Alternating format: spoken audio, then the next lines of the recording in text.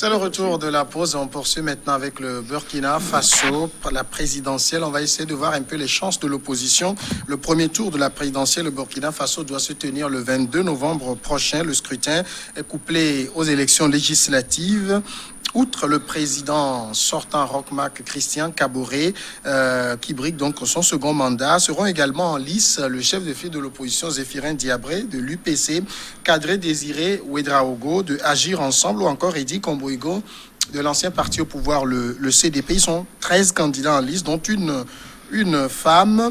Est-ce que, Chris Sega, quand on regarde aujourd'hui le Burkina, quand on doit parler de la présidentielle, on sait que dans certains pays, quand le président sortant est candidat d'office, on dit que c'est lui le favori. Est-ce que c'est aisé de dire cela du Burkina aujourd'hui? Oui, c'est aisé de le dire, parce qu'il ne faut pas tourner autour du pot, parce que c'est difficile à un président, qu'il soit africain ou européen, enfin, ou américain, je dois dire, parce que l'exemple de Trump est aujourd'hui éloquent.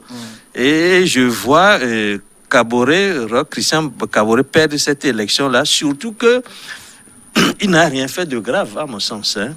À mon sens, il n'a pas aggravé la situation du Burkina Faso en venant au pouvoir. Au contraire, nous avons constaté quand même qu'au début, juste après sa prise de fonction, les djihadistes se sont mis dans la danse. Ils ont déstabilisé le pays depuis 5 ans. Depuis 5 ans, justement, et le Burkina est en proie à ce djihadisme. Je me demande c'est même du djihadisme, sinon si ce n'est pas tout simplement des bandits armés qui essayaient de se faire un territoire sans loi, d'un territoire qui leur permette de faire leurs affaires, de leur faire leur contrebande et de faire leurs lois. Et ce Burkina-là a tenu tant bien que mal et est encore debout aujourd'hui. Et je crois que sur le plan même de sécurité, il a fait même du progrès. Aujourd'hui, il y a moins de morts au Burkina que par un passé récent où pratiquement toutes les semaines, on annonce des morts au nord du pays. Mais sur le plan politique, bien sûr, le plan économique, le Burkina n'a pas régressé. Le Burkina n'a pas régressé et je vais dire même qu'avec cette pandémie que le monde est en train de vivre, le Burkina a même ralenti notablement la propagation de cette pandémie. Vous vous rappelez que au départ, on a annoncé le Burkina comme le pays africain le plus touché, mais aujourd'hui, Burkina n'est plus le pays africain le plus touché. Mais sur ce plan-là, ils ont fait du progrès. Sur le plan économique, aujourd'hui, le Burkina ne va pas pire qu'il était au temps de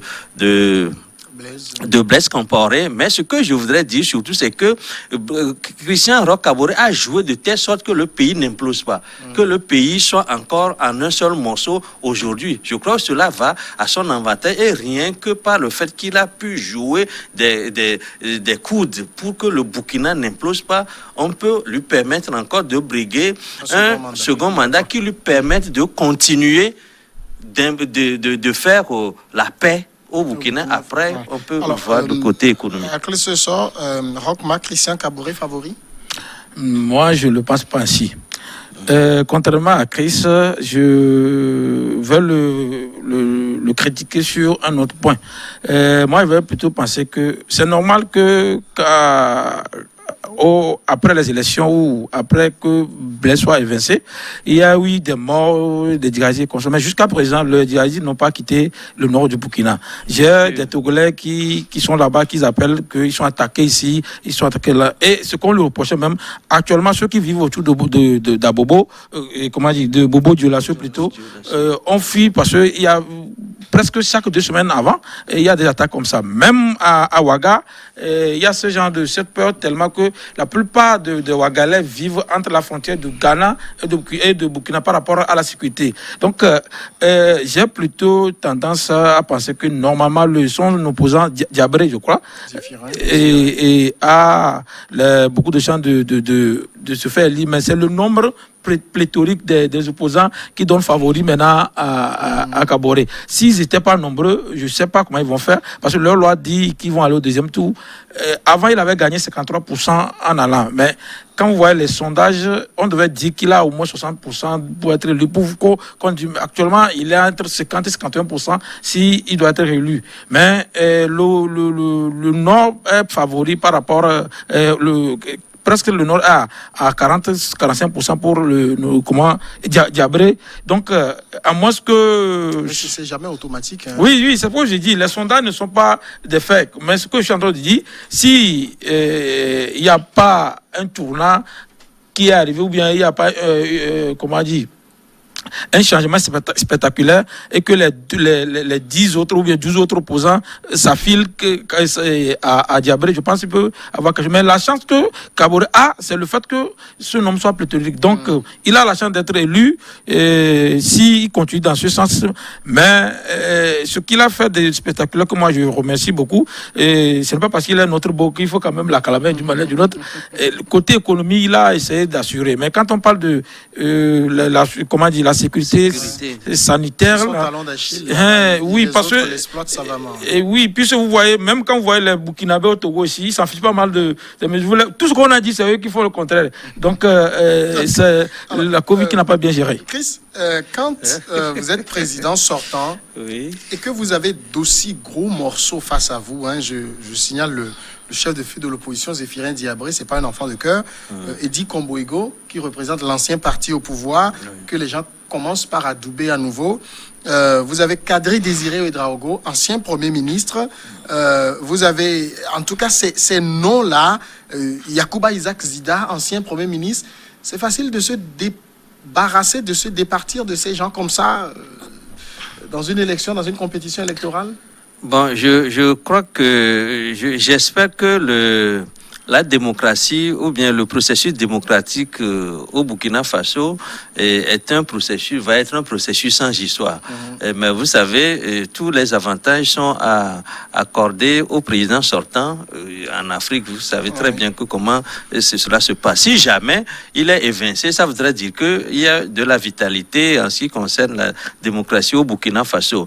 Mais vous savez, tous ces gens-là que vous venez de citer, c'est des gens qui ont pratiquement fait la même école, qui est l'école de Blaise Compaoré, et c'est des gens qui se connaissent, qui peuvent se parler les uns des autres, ils connaissent les faiblesses des uns et des autres. Et le seul avantage que Christian Roch Kaboré a sur eux aujourd'hui, c'est qu'il a eu à exercer le pouvoir pendant 5 ans. Ça, c'est un avantage certain qu'il a par rapport à qui est en même temps aussi sa faiblesse, parce que lui, il a un bilan à fournir, contrairement aux autres qui n'ont pas de bilan, qui n'ont que le verbe pour dépeindre en noir tout ce que peut-être leur adversaire a fait.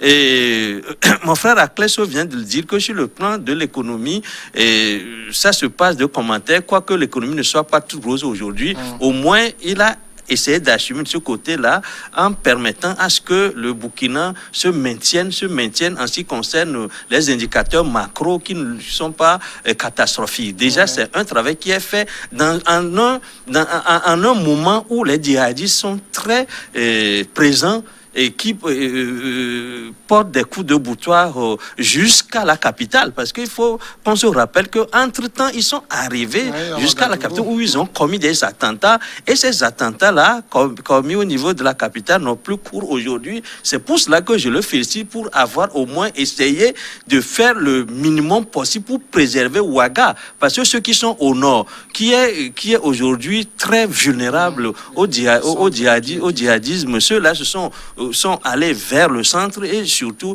vers la capitale. Sur le plan de la sécurité, ça a été quand même un effort de fait, parce que, je l'ai dit tout à l'heure, le Burkina se maintient toujours et continue de faire face à ces djihadistes-là, parce qu'il s'agit d'une guerre asymétrique. On ne connaît pas ses adversaires, on ne sait pas qui...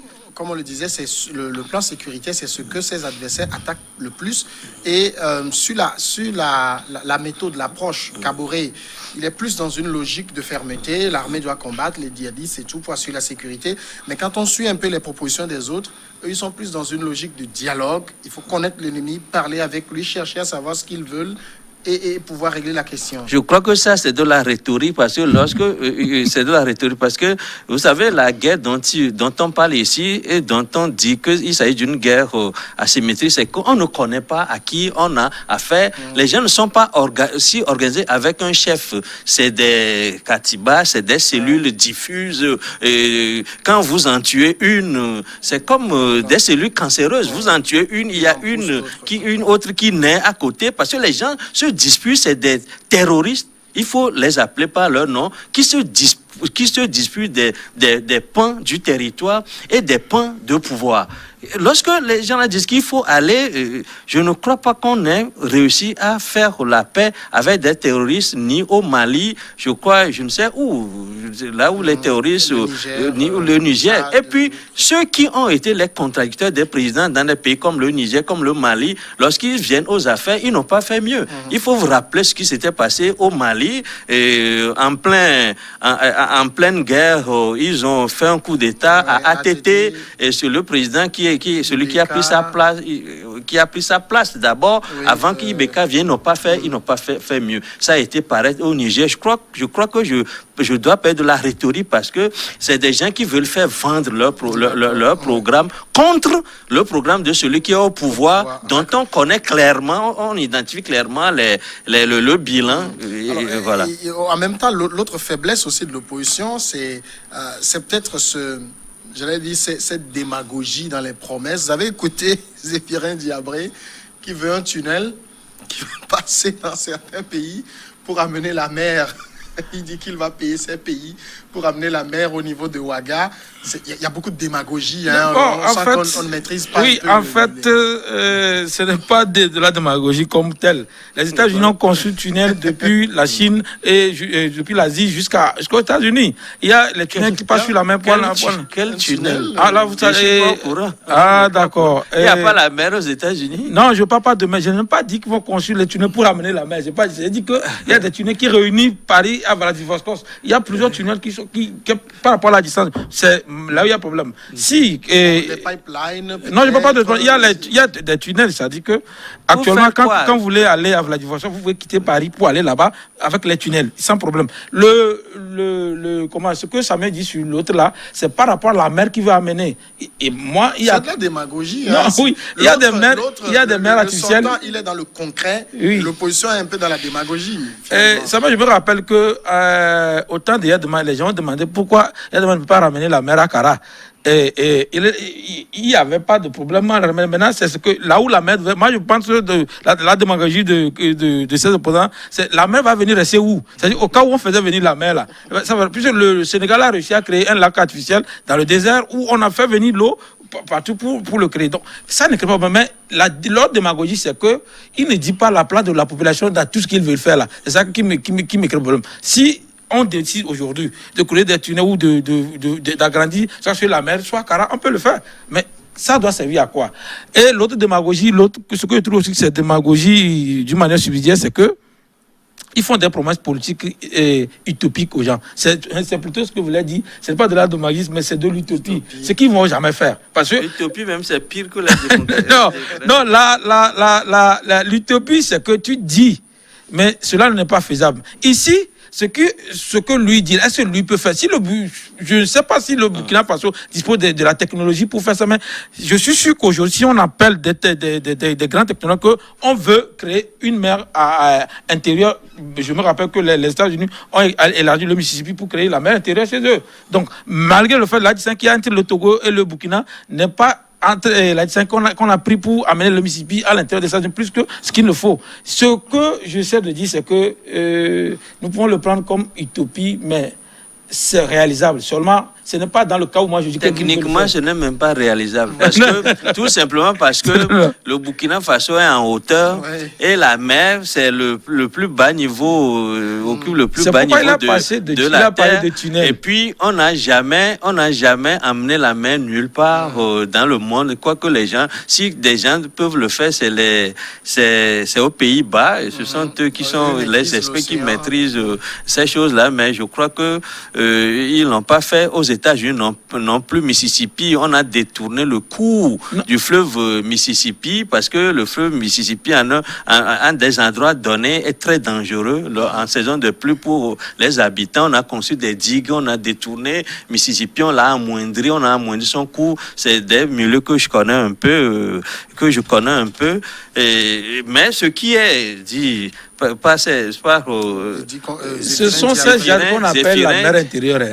Non, la mer intérieure, c'est des mers qui surviennent par affaissement, par des mouvements tectoniques et qui se sont produits il y a des temps immémoriaux. La mer morte, etc. Ce ne sont pas des mers qu'on a créées, mais c'est des mers qui surviennent après des mouvements tectoniques, après des tremblements de terre, etc. Bon, ça peut faire l'objet d'un débat si on nous Oui, c'est parce que c'est quand ça dépend de la propension des lacs qu'on appelle mer. Oui, c'est comme mais c'est des mers naturelles. D'accord. C'est des mers naturelles. S'il est élu, il ne le peut pas. D'accord. Il ne pourra pas. Très rapidement, la transparence du scrutin, apparemment, ça ne pose de problème à personne au niveau du Burkina. Ils se sont entendus, ils savent que les élections n'auront pas lieu dans toutes les zones. Oui. La commission électorale a communiqué même sur ça. Et aucun candidat ne remet en cause, comme on le voit dans certains pays, la composition de ci ou de ça. Donc ça va dans le bon sens. Oui, ça va dans le bon sens. Mais ce qu'il faut attendre maintenant, c'est que cela se passe de tout commentaire au soir du vote.